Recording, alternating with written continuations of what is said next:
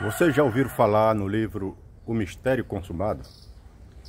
Esse livro, O Mistério Consumado, foi publicado em 1917 pela Sociedade Torre de Vigia. Inclusive esse livro, alguns trechos desse livro, foi responsável pela prisão de J.F. Rutherford e de alguns dirigentes da Sociedade Torre de Vigia. Então este livro teve uma grande circulação na época. Esse livro era considerado uma mensagem inspirada para os últimos dias. Uma mensagem que tinha sido até anunciada pela própria Escritura. Como você vai observar, em alguns pontos que esse livro ele vai mencionar. Você vai conhecer alguns dos ensinos desse livro que mais parecem piada. Isso mesmo. Você vai ver, no finalzinho desse vídeo, eu vou mostrar alguns pontos. São vários, mas eu vou mostrar alguns pontos de ensinos que tem neste livro que mais parece piada. Então assista esse vídeo com atenção e você vai observar que esse livro, na realidade, é um livro cheio de mentiras e falsas profecias. Então assista o vídeo.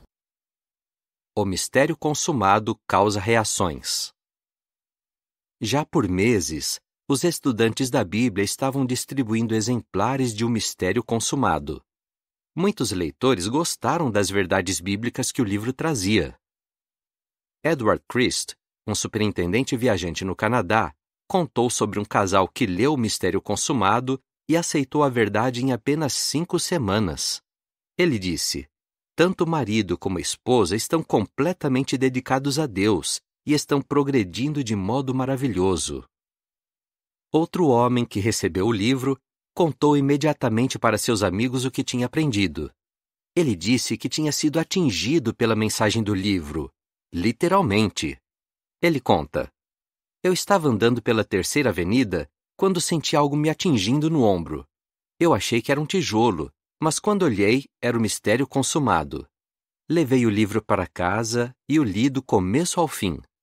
Depois fiquei sabendo que um pastor, num acesso de raiva, tinha jogado aquele livro pela janela. Eu acredito que ele conseguiu converter mais pessoas jogando o livro pela janela do que se estivesse pregando na igreja. Graças à raiva desse pastor, nós podemos louvar a Deus." Mas não foi só o pastor que ficou com raiva. Autoridades no Canadá proibiram a circulação do livro em 12 de fevereiro de 1918. Eles diziam que trechos dele incentivavam a revolta contra o governo e eram contra a guerra. Pouco depois, autoridades nos Estados Unidos fizeram o mesmo. Por mais de 100 anos, as testemunhas de Jeová têm proclamado a mensagem da Bíblia de que o reino de Deus eliminará a maldade, fará da terra um paraíso e levará a humanidade à perfeição. Pregar essa verdade, porém, muitas vezes resultou em perseguição da parte de poderosas organizações. Mas por que uma mensagem tão positiva provocaria uma reação tão negativa?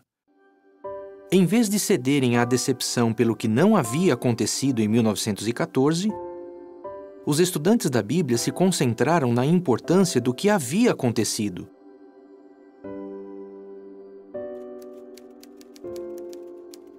A Guerra Mundial e suas consequências se tornaram os acontecimentos que abalaram o mundo, conforme Russell tinha anunciado quase 40 anos antes. Os estudantes da Bíblia entenderam que a presença de Cristo havia iniciado em 1914 e que já estavam vivendo nos últimos dias deste mundo. 2 meses depois da morte de Russell, Joseph Rutherford foi designado para supervisionar a obra. Rutherford era um companheiro achegado de Russell. Viajava com ele e falava em sua defesa. Assim como Russell, acreditava que as boas novas precisavam ser pregadas. Ele era dinâmico e não se deixava intimidar. Mas nem todos gostavam dessas características, mesmo alguns dos estudantes da Bíblia. O irmão Rutherford era totalmente diferente do irmão Russell. Ele tinha um jeito brusco e falava a verdade, mesmo que isso ofendesse alguém. Acho que isso foi um grande teste para os irmãos, porque eles estavam, na verdade, adorando a criatura, mais do que o Criador. Rutherford providenciou que as anotações de Russell para o 7º volume de Estudos das Escrituras fossem compiladas num novo livro, O Mistério Consumado. Quando o livro ficou pronto, ele pediu que colocasse um exemplar em cada lugar à mesa no refeitório. Assim, quando a família de Betel chegou para a refeição, todos receberam o mistério consumado. Alguns estavam bem curiosos e entusiasmados se perguntavam sobre o que o livro falava. Mas já havia um clima tenso na família, porque alguns dos irmãos responsáveis pela obra tinham um certo rancor do irmão Rutherford. Alguns deles tinham planos ambiciosos. Então eles aproveitaram a ocasião para lançar acusações contra o irmão Rutherford, por ter decidido publicar o livro sem consultá-los ou informá-los disso. O resultado foi cerca de 5 horas de acusações infundadas contra o irmão Rutherford.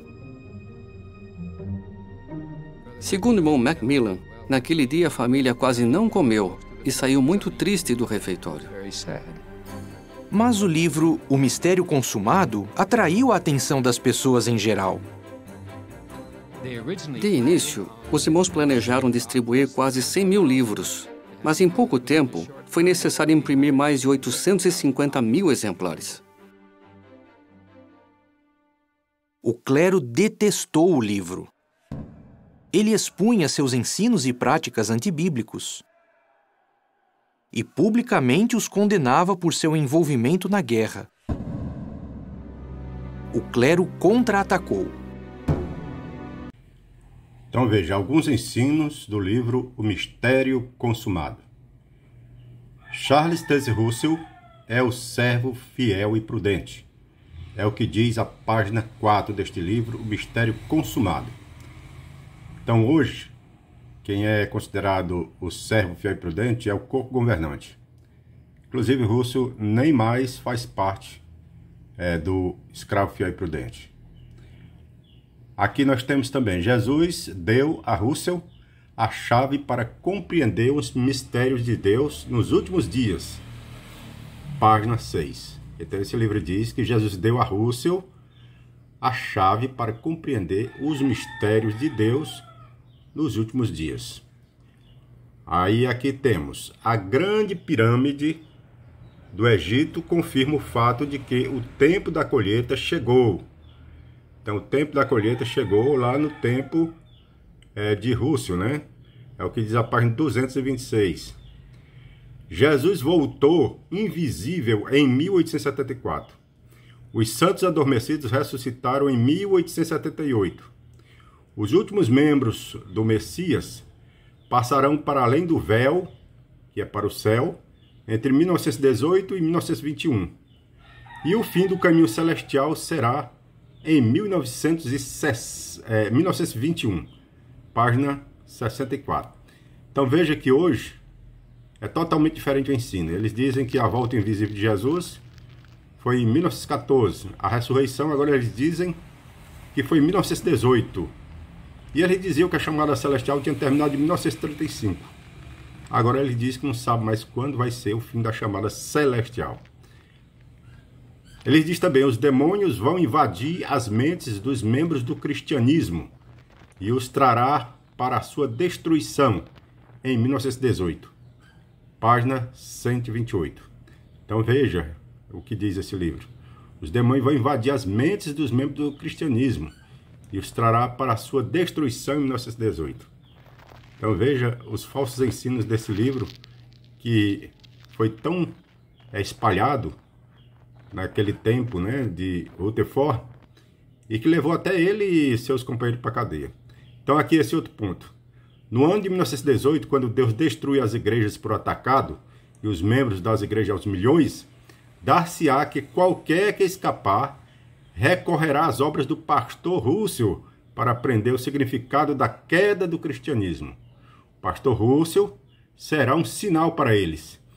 Ele lhes dirá a verdade sobre a divina indicação da angústia, à medida que consultarem seus livros, espalhados em número de 10 milhões por toda a cristandade. Está na página 485. Então veja que eles dizem que os que escaparem, lá em 1918, terão que aprender a verdade lendo os livros do pastor Russell, que morreu em 1916. Também as repúblicas desaparecerão no outono de 1920.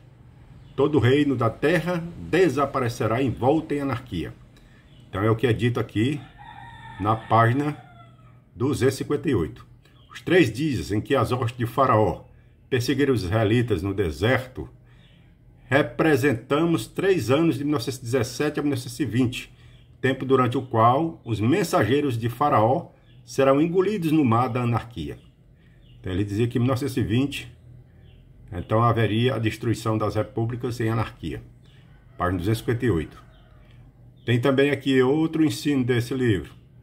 O gigante mencionado em Jó 40, verso 15 a 24, é um motor a vapor estacionário. Está na página 54. Então veja, que ele diz que Jó já estava profetizando o motor a vapor estacionário. O Leviatã mencionado em Jó 41, 2 a 19, é a locomotiva, página 85. Então veja, Jó estava profetizando a locomotiva, lá em Jó 41, verso 2 a 19. O cavaleiro no cavalo branco, em Apocalipse 2, é o representante pessoal de Satanás, o bispo de Roma, página 106. Então, o cavaleiro no cavalo branco, lá de Apocalipse 2, que agora que eles dizem que é Jesus, mas eles diziam que era o representante pessoal de Satanás, o bispo de Roma. Agora eles mudaram. Agora eles dizem que representa Cristo, né? Apocalipse 14, 20 nos fornece a distância precisa entre Scranton, na Pensilvânia, onde este livro, O Mistério Consumado, foi escrito, e Bethel, em Brooklyn, onde o livro foi impresso. 137,9 milhas.